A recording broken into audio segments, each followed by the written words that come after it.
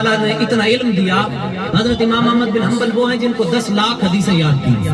حضرت امام احمد بن حنبل وہ ہے مکہ اور مدینہ میں جن کا آج بھی فتویٰ چلتا ہے. بغداد والے آپ سے علم حاصل کرنے کے لیے آتے تھے. تو حضرت امام احمد بن حنبل سے پوچھا گیا کہ آپ اتنے بڑے عالم ہیں, کبھی گھبراہٹ بھی ہوئی ہے, کبھی کسی نے مسئلہ پوچھا ہو اور آپ پریشان بھی ہوئے ہوں؟ کہتے ہیں کہ ایک مرتبہ ایک عورت آئی تھی, اس نے مجھ سے مسئلہ پوچھا. کہتے ہیں کہ وہ واقعہ بھی سنا دیں. حضرت امام احمد بن حنبل کہتے ہیں کہ میرا بیٹا میرے پاس آیا اور کہا کہ ابا جان ایک عورت مسئلہ پوچھنے آئی ہے.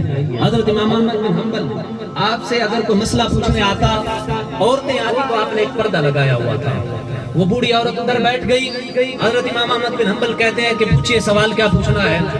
کہتی ہیں کہ میں غریب ہوں, بیوہ ہوں, سارا دن سوت کاٹتی رہتی ہوں, کپڑا بناتی ہوں, چرخہ کاٹتی رہتی ہوں. جب رات ہوتی ہے تو پھر رات کی چاندنی میں چھت پر بیٹھ کر چرخہ کاٹتی ہوں.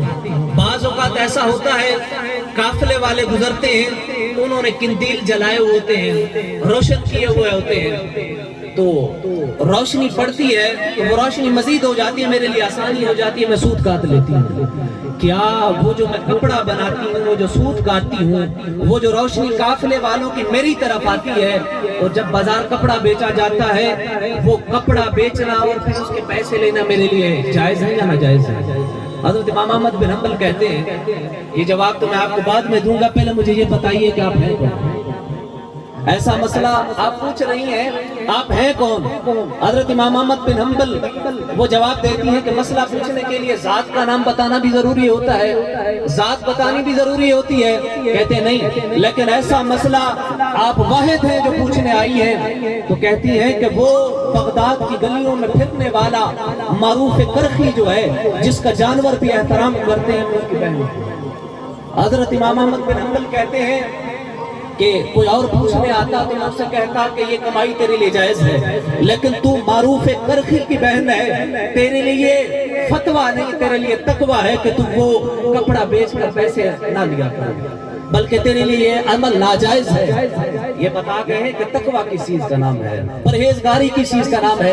اور آج ہم حرام کما کر جیسا پیسہ آتا ہے بس لگا دیتے ہیں. ایک وہ بوڑھی عورت ساری رات سوت کاٹتی رہتی ہے, اور پھر یہ مسئلہ پوچھنے آئی ہے کہ روشنی جو آئی ہے, حضرت امام احمد بن حنبل کہتے ہیں کہ وہ آ جائے, آپ نے خود تو نہیں لی, خود بخود آ رہی ہے, تو اگر وہ آپ استعمال کر لیتی تو اس میں حرج کوئی نہیں تھی, لیکن تقویٰ یہ ہے کہ آپ استعمال نہ کریں. خدارا پاکیزہ مال ہو وہ اللہ کی بارگاہ میں خرچ کیا کریں, اور پھر دیکھا کریں فقیر, مسکین, یتیم, فقراء یا جہاں حق ہے وہاں دیا کریں, اور اللہ کی بارگاہ میں دعا کیا کریں کہ اللہ تبارک و تعالی صالحین کی صحبت عطا فرمائے.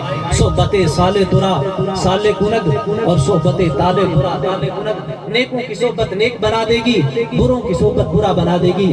رمضان المبارک کا مہینہ ہوگا, وہ کہیں گے کہ چلو کھیل آتے ہیں, چلو گپ شپ کو لگا آتے ہیں. اگر نیکوں کی صحبت ہوگی وہ کہیں گے کہ تراویح پڑھاتے ہیں, اللہ اللہ کر آتے ہیں, اللہ کا ذکر کر کے آتے ہیں. نبی علیہ السلام کی بارگاہ میں عرض کیا گیا, رسول اللہ سب سے بڑھ کر کس روزہ دار کا اجر ہوگا؟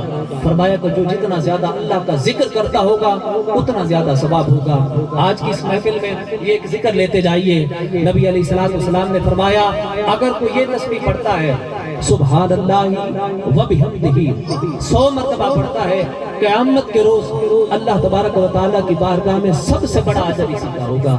دعا ہے اللہ رب العزت اس محفل کے صدقے جن کے والدین اس جہان فانی کو چھوڑ کر چلے گئے ہیں, اللہ تبارک و تعالیٰ ان کو جنت الفردوس میں اعلیٰ مقام عطا فرمائے.